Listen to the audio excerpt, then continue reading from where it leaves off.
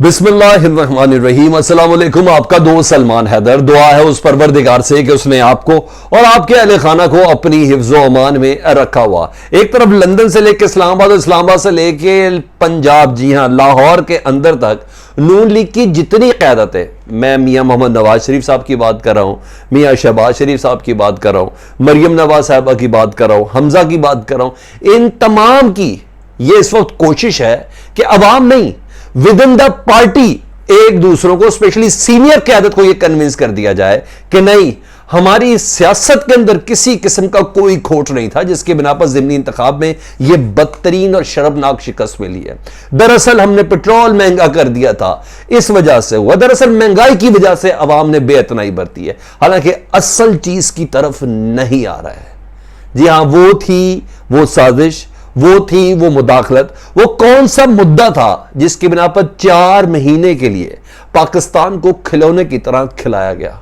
बहरहाल इस वक्त लंदन तक ये कहा जा रहा है कि जनाब हमने महंगाई कर दी, ये कर दिया।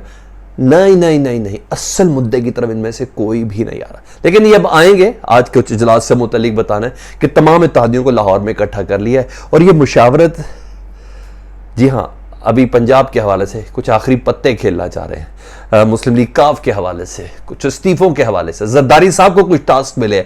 वो बहुत आम तरीन पेशरफ्त है जो मैंने आपको रात गई कि आपके साथ शेयर करनी है, उसकी डिटेल आपको बतानी है जी। और पीटीआई के सरप्राइज के बाद जी, और इमरान खान साहब ने चीफ इलेक्शन कमिश्नर के मुस्ताफ़ी होने का कल बाकायदा तौर पर मुतालबा कर दिया और कहा कि किसी तौर पर भी फ्री एंड फेयर इलेक्शन नहीं हो सकते चीफ इलेक्शन कमिश्नर की मौजूदगी।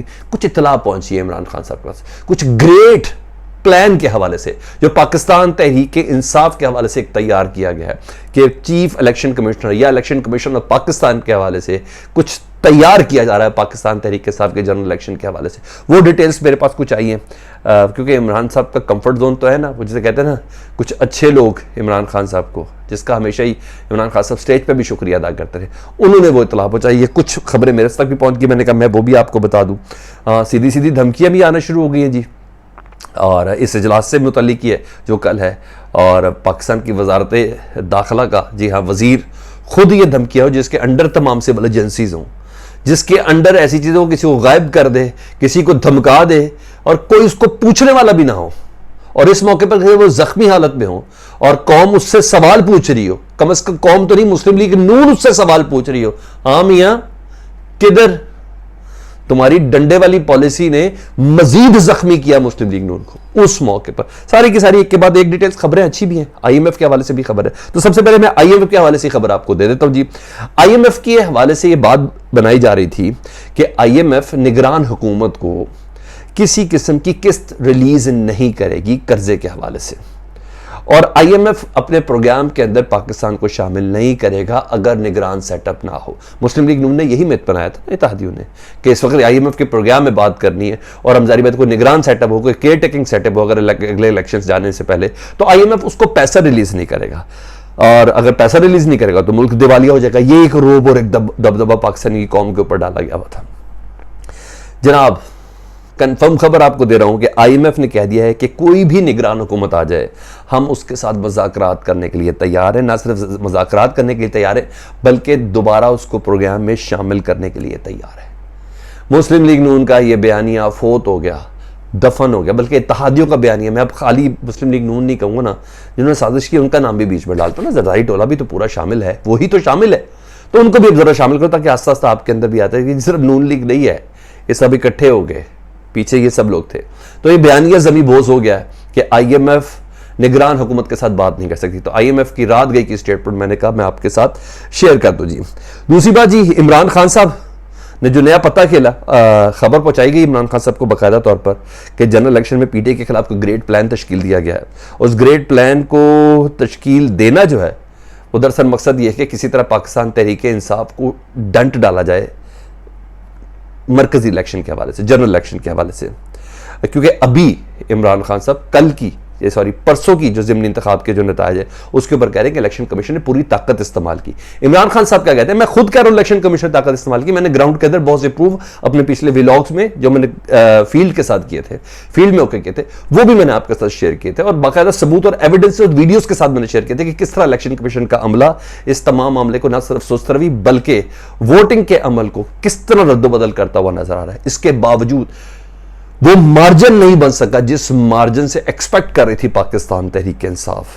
अगर वो इलेक्शन कमीशन अपना किरदार अदा ना करता तो शायद ये मार्जिन बहुत ज्यादा होता। अभी 15 नशिस्तें, शायद 20 की 20 नशिस्तें पाकिस्तान तहरीक इंसाफ के हक में होती। लेकिन बहरहाल इमरान खान साहब ने आफरीन भी किया, शाबाश भी दी उन तमाम वर्कर्स को जिन्होंने एक एक वोट के ऊपर पहरा दिया, एक एक छोटी छोटी चीज़ के ऊपर पहरा दिया। हम खुद देखते थे, लड़ पड़ते थे पाकिस्तान तहरीक इंसाफ वाले कि ये क्यों हुआ है, यानी अपनी एग्जिस्टेंस उन्होंने चार्ज हालत जरूर जाहिर करके रखी हुई थी।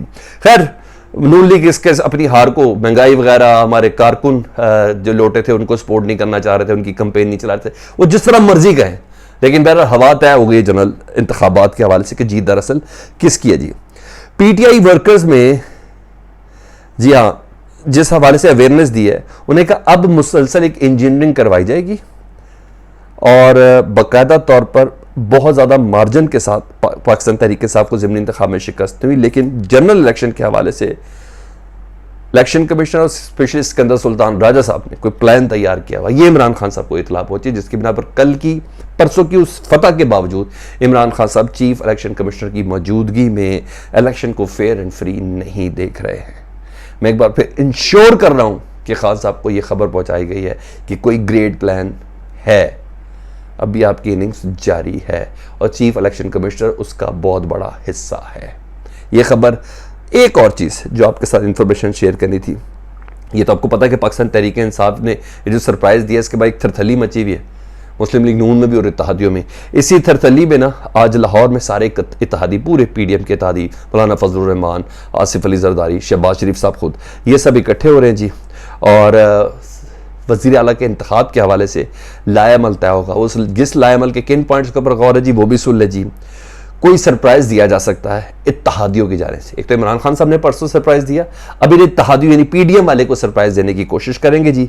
इस सिलसिले में आसिफ अली जरदारी साहब को पूरा टास्क दिया गया है और जिसके ऊपर बाकायदा तौर पर डिस्कशन होगी कि कौन सी ऐसी मोजज़े हैं जो रूनुमा किए जा सकते हैं, जो जरदारी साहब जिसका बहुत बड़ा तुर्रा रखते हैं 22 तारीख को, उसके ऊपर बात है। वो ये कि पीटीआई की नशिस्तों में से पैसे देकर कुछ लोगों को इस्तीफ़ा दिलवाया जा सकता है, इस पर गौर होगी। पैसे तो सब देने, सारे डॉलर आपको याद है ना, चौधरी शुजात के भतीजे ने, हाँ या बेटे ने जरदारी साहब को कहा था कि मेरे डॉलर मुझे पहुंचा दे, तो जरदारी अपनी जेब से तो डॉलर देने से रहे, तो उनके पास कहीं से डॉलर आएंगे तो वो तकसीम करेंगे ना। तो बहरहाल वह जरदारी साहब को यह टास्क दिया गया है, पीटीआई की नशिस्तों में से पैसे देकर इस्तीफे दिलवाए जाए, काफ लीग की नशिस्तों को आगे पीछे किया जाए और या कुछ को गैर हाजिर किया जाए।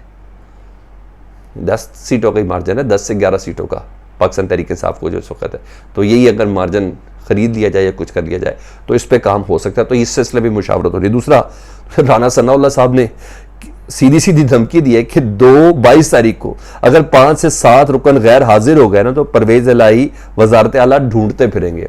यह राना सनाउल्लाह मुस्लिम लीग नून का रहनुमा नहीं कह रहा 5 से 7 उम्मीदवार के गायब होने से मुतल्लिक, ये पाकिस्तान का वजीर दाखिला कह रहा है जिसका पंजाब से कोई ताल्लुक नहीं है, वो मरकज की सियासत का है। पाकिस्तान का वजीर दाखिला जिसके पास तमाम सिविल एजेंसीज हैं, आईबी है, स्पेशल ब्रांच है,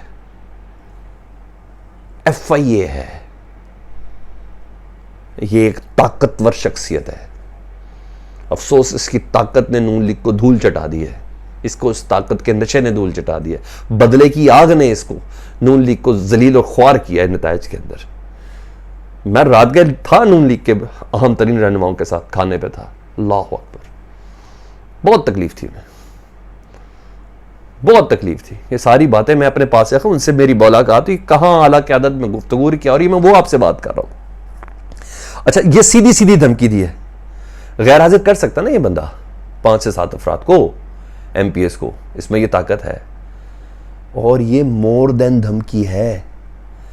वजीर दाखिला कह रहा है 5 से 7 अफराद अगर गायब हो गए तो परवेज इलाही वजारत आला ढूंढते फिरेंगे। मैं डिमांड करता हूँ इलेक्शन कमीशन से नहीं, मेरी दरख्वास्त है सुप्रीम कोर्ट को देखना चाहिए कि पाकिस्तान का वजीर दाखिला ये धमकियां दे रहा है कि 7 MP गायब हो सकते हैं।